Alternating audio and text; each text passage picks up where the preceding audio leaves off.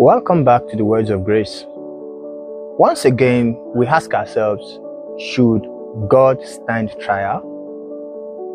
We have been able to discuss two cases against God from the book of Job. We have been able to establish whether God is guilty or whether God is justified. We're able to establish whether God should come down from heaven to answer to a judge or whether it doesn't even need to come down because the case is not valid. Anyway, we move to the third case against God today, that Job would have loved God to stand trial about. In the book of Job, chapter 21, verse 7, Job says something you probably have observed before. He said, "Why do the wicked live, reach old age, and grow mighty in power?" It was similar to what was said in the book of Ecclesiastes, that both the wicked and the righteous, there's no difference. The same fate befalls them. The randomness of the events that happens in life made Job question God that, wait a minute, something is going on here that is not right. God, you have some explanation to do. Because according to your ways, according to what we know about you, you prosper the righteous. You make the righteous grow fat. They flourish as palm trees. But why is it that the wicked people keep flourishing? They keep enjoying their life. It says that their children are established in their presence. Their offspring is established before their eyes. So if the unjust man, if the unrighteous man, if the wicked man is enjoying life, then what is the point of being righteous? If the wicked man seems to even be thriving more than the righteous man, that means righteousness is useless. Why should I be righteous then, when I can just live my life equally, and in some cases even better? Have you observed that in your own life too? Have you seen cases where people who take the wrong road to prosperity, to success, people who have no fear of God, seem to be enjoying life, and you who seem to be keeping the precepts of God, who seem to be striving to please God, is now getting a life you will call more difficult? If you have ever observed that before, perhaps you're on Job's side. Perhaps you also want God to come down from heaven and answer to this. And you want to ask God, do you see injustice? Are you indifferent about it?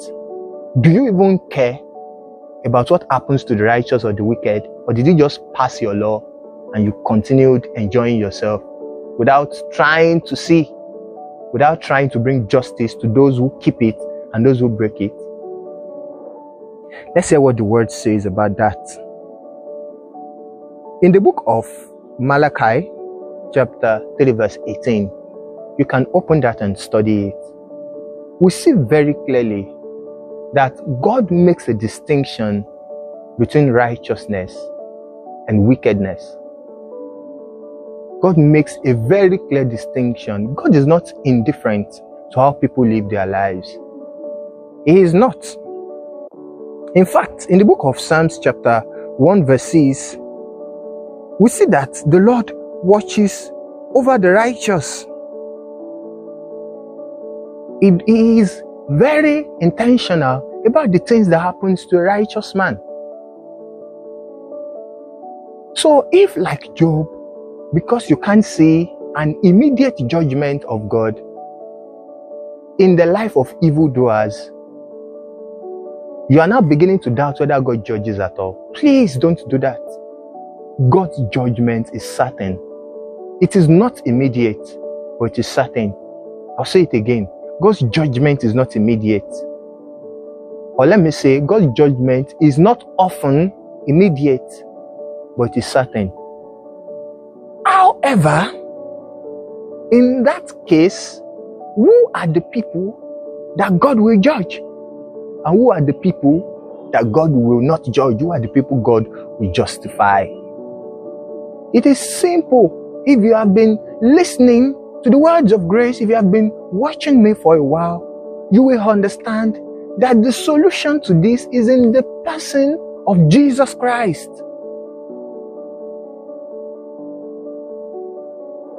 God, in His mercy, came as a man.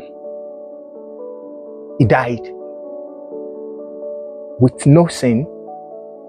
He resurrected a perfect, righteous man who is not just a righteous man, but who also has the capacity to transfer righteousness with another person, to share righteousness with another person, to delegate righteousness to another person.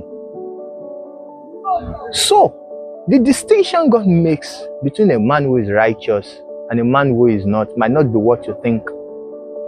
But I'm here to tell you that the righteous man is the man whom Christ has lordship over his life. The man who has surrendered himself and has received the everlasting life of Christ. That is the righteous man. And the man who keeps hearing this but decides to turn the other way is the unrighteous man.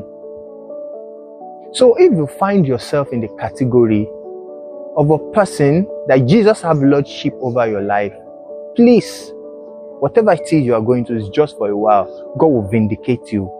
God will help you. God will restore all to you. God always bless the righteous. He encompasses him with favor as with a shield. And if you are here, you know that Jesus is not Lord over your life, yet you have a lot of houses, you have a lot of cars, you are doing just fine. It is just for a short while. The Bible makes it clear that the wicked man can grow and blossom. In just a short while, he is cut off.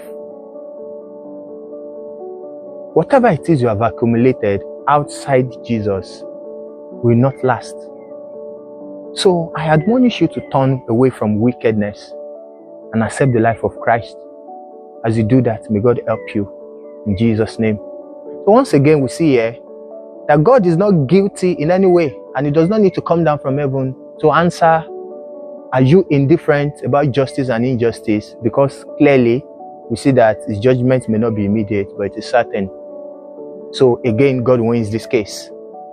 Now, the final case we are going to be talking about in the next video is a very important one I won't want you to miss. Of course, that will be the one concluding this series. So I hope to see you next time. God bless you.